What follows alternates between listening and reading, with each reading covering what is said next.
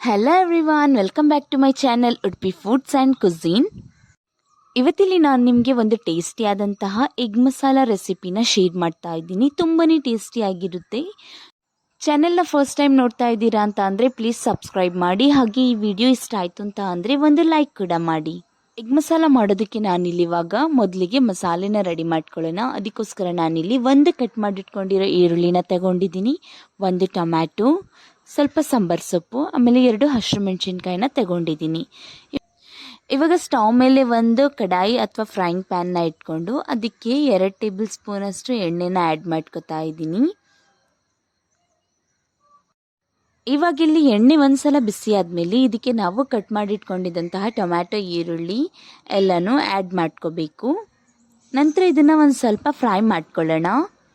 ಇವಾಗ ಇದು ಚೆನ್ನಾಗಿ ಫ್ರೈ ಆಗಿದೆ. ಇವಾಗ ಫ್ಲೇಮನ್ನು ಆಫ್ ಮಾಡ್ಕೊಬಿಟ್ಟು ಇದನ್ನೆಲ್ಲ ಒಂದು ಪ್ಲೇಟಿಗೆ ಹಾಕೊಳ್ಳೋಣ. ನಂತರ ಸ್ವಲ್ಪ ತಣ್ಣಗಾಗಕ್ಕೆ ಬಿಡಬೇಕು. ಒಂದ್ಸಲ ಇದು ತಣ್ಣಗಾದ್ಮೇಲೆ ಇದನ್ನು ಒಂದು ಮಿಕ್ಸಿ ಜಾರಿಗೆ ಹಾಕ್ಕೊಂಡು ಚೆನ್ನಾಗಿ ಸ್ಮೂತ್ ಪೇಸ್ಟ್ ಆಗಿ ಮಾಡ್ಕೊಬರೋಣ. ಇವಾಗ ನೀವು ನೋಡ್ಬೋದು ಇದು ಸ್ಮೂತ್ ಪೇಸ್ಟ್ ಆಗಿದೆ.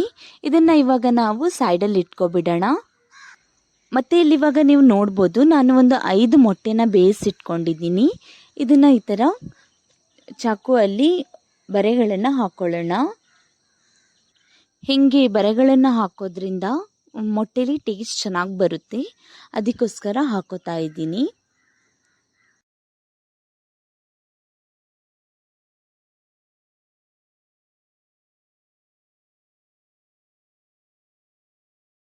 ಇವಾಗ ಸ್ಟವ್ ಮೇಲೆ ಮತ್ತೆ ಫ್ರೈಯಿಂಗ್ ಪ್ಯಾನ್ನ ಇಟ್ಕೊಂಡು ಅದಕ್ಕೆ 1 ಟೇಬಲ್ ಸ್ಪೂನಷ್ಟು ತುಪ್ಪನ ಆ್ಯಡ್ ಮಾಡ್ಕೊತಾ ಇದ್ದೀನಿ. ಒಂದ್ಸಲ ಇಲ್ಲಿ ತುಪ್ಪ ಬಿಸಿ ಆದಮೇಲೆ ಇದಕ್ಕೆ ನಾವು ಬೇಯಿಸಿಟ್ಕೊಂಡಿರೋ ಮೊಟ್ಟೆನ ಆ್ಯಡ್ ಮಾಡ್ಕೊಳ್ಳೋಣ. ನಂತರ ಇದಕ್ಕೆ ಒಂದು ಸ್ವಲ್ಪ ಅರಿಶಿನ ಪುಡಿ, ಒಂದು ಸ್ವಲ್ಪ ಉಪ್ಪನ್ನು ಆ್ಯಡ್ ಮಾಡಿಕೊಂಡು ಇವಾಗ ಚೆನ್ನಾಗಿ ಫ್ರೈ ಮಾಡ್ಕೊಳ್ಳೋಣ. ಇಲ್ಲಿ ವಿಡಿಯೋದಲ್ಲಿ ತೋರಿಸಿರೋ ಅಷ್ಟೇ ಫ್ರೈ ಮಾಡ್ಕೊಳ್ಳಿ, ಜಾಸ್ತಿ ಎಲ್ಲ ಫ್ರೈ ಮಾಡೋಕ್ಕೆ ಹೋಗಬೇಡಿ. ಇಷ್ಟೇ ಫ್ರೈ ಆದರೆ ಸಾಕು. ಇವಾಗ ಇದಾಗಿದೆ. ಇದನ್ನು ತೆಗೆದ್ಬಿಟ್ಟು ನಾವು ಒಂದು ಪ್ಲೇಟಿಗೆ ಹಾಕೋಬಿಡೋಣ.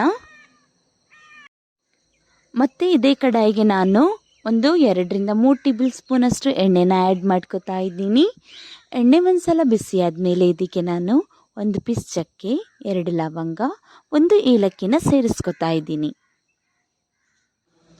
ನಂತರ ಇದಕ್ಕೆ ನಾನು ಒಂದು ಕಟ್ ಮಾಡಿಟ್ಕೊಂಡಿರೋ ಈರುಳ್ಳಿನ ಆ್ಯಡ್ ಮಾಡ್ಕೊತಾ ಇದ್ದೀನಿ. ಇವಾಗ ಇಲ್ಲಿ ಈರುಳ್ಳಿನ ಚೆನ್ನಾಗಿ ಫ್ರೈ ಮಾಡ್ಕೊಳ್ಳೋಣ. ಇವಾಗ ಇಲ್ಲಿ ನೀವು ನೋಡ್ಬೋದು ಈರುಳ್ಳಿ ಚೆನ್ನಾಗಿ ಫ್ರೈ ಆಗಿದೆ. ಇದಕ್ಕೆ ನಾವು 1 ಟೇಬಲ್ ಸ್ಪೂನಷ್ಟು ಜಿಂಜರ್ ಗಾರ್ಲಿಕ್ ಪೇಸ್ಟ್ನ ಆ್ಯಡ್ ಮಾಡ್ಕೊಳ್ಳೋಣ. ನಂತರ ಇದನ್ನು ಕೂಡ ಅಷ್ಟೇ ಚೆನ್ನಾಗಿ ಫ್ರೈ ಮಾಡ್ಕೋಬೇಕು.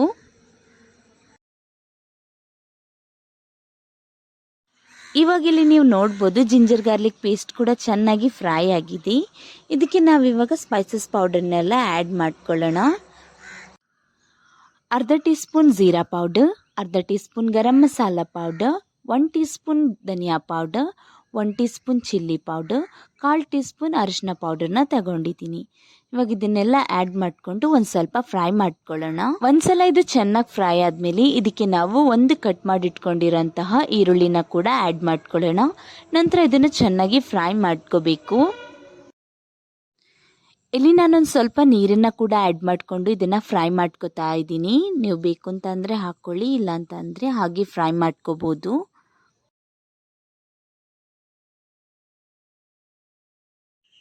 ಇವಾಗ ಇಲ್ಲಿ ನೀವು ನೋಡ್ಬೋದು ಟೊಮ್ಯಾಟೊ ಚೆನ್ನಾಗಿ ಫ್ರೈ ಆಗಿದೆ. ಇವಾಗ ಇದಕ್ಕೆ ನಾವು ರುಬ್ಬಿರೋ ಮಸಾಲೆನ ಆ್ಯಡ್ ಮಾಡ್ಕೊಳ್ಳೋಣ. ನಂತರ ಇದನ್ನು ಕೂಡ ಅಷ್ಟೇ ಇಲ್ಲಿ ಚೆನ್ನಾಗಿ ಫ್ರೈ ಮಾಡ್ಕೋಬೇಕು. ಒಂದು 1 ರಿಂದ 2 ನಿಮಿಷ ಇದನ್ನು ನಾವು ಈ ಥರ ಫ್ರೈ ಮಾಡ್ಕೊಳ್ಳೋಣ. ಇಲ್ಲಿವಾಗ ಇದಕ್ಕೆ ನಾನು ಒಂದು ಸ್ವಲ್ಪ ಉಪ್ಪನ್ನು ಆ್ಯಡ್ ಮಾಡ್ಕೊತಾ ಇದ್ದೀನಿ. ನೀವು ನಿಮ್ಮ ಟೇಸ್ಟ್ ಅಕಾರ್ಡಿಂಗ್ ಉಪ್ಪನ್ನು ಆ್ಯಡ್ ಮಾಡ್ಕೊಳ್ಳಿ. ನಂತರ ಇದು ಚೆನ್ನಾಗಿ ಫ್ರೈ ಆಗಲಿ ಒಂದ್ಸಲ. ಇವಾಗ ಇಲ್ಲಿ ಇದು ಚೆನ್ನಾಗಿ ಫ್ರೈ ಆಗಿದೆ 1-2 ನಿಮಿಷ. ಇದಕ್ಕೆ ನಾನಿವಾಗ ನೀರನ್ನು ಅಡ್ಜಸ್ಟ್ ಮಾಡ್ಕೊತಾ ಇದ್ದೀನಿ. ನಾನಿಲ್ಲಿ 1 ಕಪ್ಪಷ್ಟು ನೀರನ್ನು ಆ್ಯಡ್ ಮಾಡ್ಕೊತಾ ಇದ್ದೀನಿ. ನೀವು ನಿಮ್ಮ ಟೇಸ್ಟ್ ಅಕಾರ್ಡಿಂಗ್ ನೀವು ಎಷ್ಟು ಬೇಕೋ ಅಷ್ಟು ನೀರನ್ನು ಅಡ್ಜಸ್ಟ್ ಮಾಡ್ಕೊಳ್ಳಿ. ಇಲ್ಲಿ ಇದಕ್ಕೆ ಇವಾಗ 1 ಟೀ ಸ್ಪೂನಷ್ಟು ಕಸೂರಿ ಮೇಥಿನ ಕೂಡ ಆ್ಯಡ್ ಮಾಡ್ಕೊತಾ ಇದ್ದೀನಿ. ಇದನ್ನ ಇವಾಗೆಲ್ಲ ಚೆನ್ನಾಗಿ ಮಿಕ್ಸ್ ಮಾಡ್ಕೊಳ್ಳೋಣ. ನಂತರ ಕುದಿ ಬರಕ್ಕೆ ಬಿಡೋಣ. ಇಲ್ಲಿವಾಗ ಇದು ಚೆನ್ನಾಗಿ ಕುದಿ ಬಂದಿದೆ. ಇದಕ್ಕೆ ನಾವಿವಾಗ ಫ್ರೈ ಮಾಡ್ಕೊಂಡಿರೋ ಮೊಟ್ಟೆನ ಆ್ಯಡ್ ಮಾಡ್ಕೊಳ್ಳೋಣ. ನಂತರ ಇದನ್ನು ಒಂದು 5 ನಿಮಿಷ ಮೀಡಿಯಂ ಫ್ಲೇಮಲ್ಲಿಟ್ಟು ಬೇಯಿಸ್ಕೊಳ್ಳೋಣ. ಇವಾಗ ಇಲ್ಲಿ 5 ನಿಮಿಷ ಆಗಿದೆ. ನಾನು ಫ್ಲೇಮನ್ನ ಆಫ್ ಮಾಡ್ಕೊತಾ ಇದ್ದೀನಿ. ನೋಡಿ, ಇಲ್ಲಿ ಗ್ರೇವಿ ಕೂಡ ಚೆನ್ನಾಗಿ ಬಂದಿದೆ, ತಿಕ್ಕಾಗಿ. ಇಷ್ಟಿದ್ರೆ ಸಾಕು. ನೋಡಿದ್ರಲ್ಲ ಫ್ರೆಂಡ್ಸ್, ಒಂದು ಟೇಸ್ಟಿ ಆದಂತಹ ಮೊಟ್ಟೆ ಮಸಾಲಾನ ಹೇಗೆ ಮಾಡೋದು ಅಂತ. ಐ ಹೋಪ್ ರೆಸಿಪಿ ಇಷ್ಟ ಆಯಿತು ಅಂತ ಅನ್ಕೋತೀನಿ. ಇಷ್ಟ ಆಗಿದ್ರೆ ಒಂದು ಲೈಕ್ ಮಾಡಿ ವಿಡಿಯೋಗೆ.